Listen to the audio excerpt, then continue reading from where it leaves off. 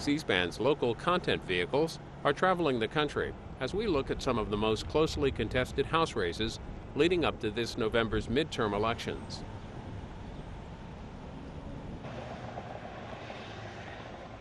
How are you today? I'm Congresswoman Suzanne Kosmas. I don't want to interrupt your food, but we'll look forward to seeing you in Washington. Oh, you're not going? Well, let me thank you here and honor you for your next time around. Okay, good. Well, I hope I'll see you again. Thank you very much for your service. Father, we thank you for our firefighters, our police officers, our civil servants, our military, all of those that have been fighting the fight of freedom.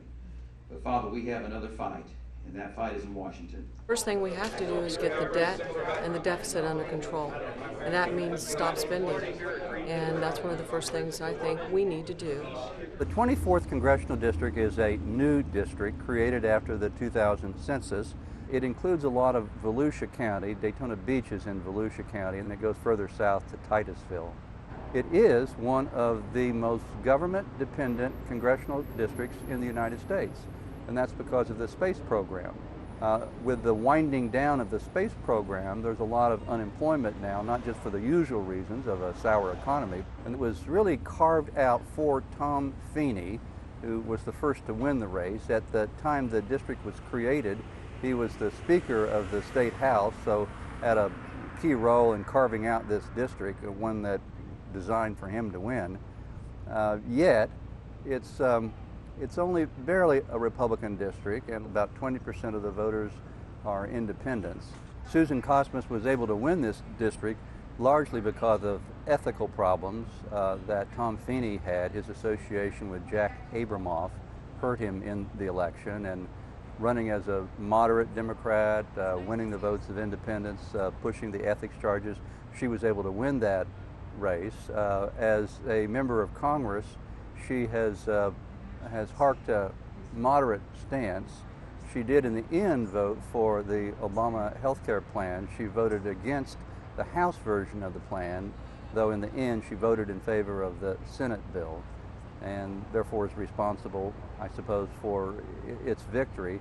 She's been cagey in the way she campaigns on that. She doesn't defend the health care plan as a whole, but rather selectively defends aspects of the health care plan in order to, I guess, not be associated with everything that's happened in the Obama administration.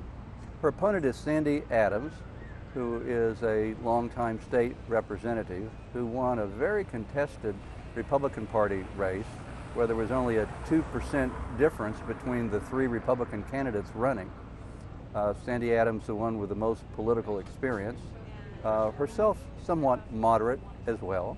She comes from law enforcement, and so she's used her background in law enforcement to present herself as a tough person, tough on crime, someone who is sort of pro-military and has a sort of a strong presentation, self-presentation as a candidate. All in all, they all have the same concerns, and that is the out-of-control spending, the debt of our nation, the deficit, and they want someone to actually take control of that, someone who will listen. They don't feel like their representative currently is listening to them. There is a strong local issue that is felt strongly by voters, and that is, what about all the displaced workers here who are mostly skilled workers, retraining for them, new employment opportunities for them, and what national legislation the candidates will support or grants that they will procure. And there Suzanne Kosmas has a little advantage because as a Democrat White House, Democrat majority, maybe still in the Congress, she is in a better position to deliver the goods, to deliver pork barrel, if you will, to address the job needs in the district. We work every day in the halls of Congress to try to improve the benefits for veterans. I'm very happy to say, bipartisan measure, we brought $371 million to Central Florida. That had been a 20-year battle to get the VA Medical Center built here in Orlando, and that will be happening. It's under construction, so 400,000 veterans will be served by this great new state-of-the-art facility that's going to be right here in Central Florida. I think because it is a Republican-leaning district, I think the Cook people rated an R4. That means it leans barely Republican, but does lean that way, had a history of Republican representation. Tom Feeney, a very conservative Republican, and I think to the Republicans it was a fluke that he lost only because of ethical issues and not because of a change in political thinking on the part of people in the district becoming more Democrat. So they think it's their district and they want it back. C-SPAN's local content vehicles are traveling the country as we look at some of the most closely contested House races leading up to this November's midterm elections.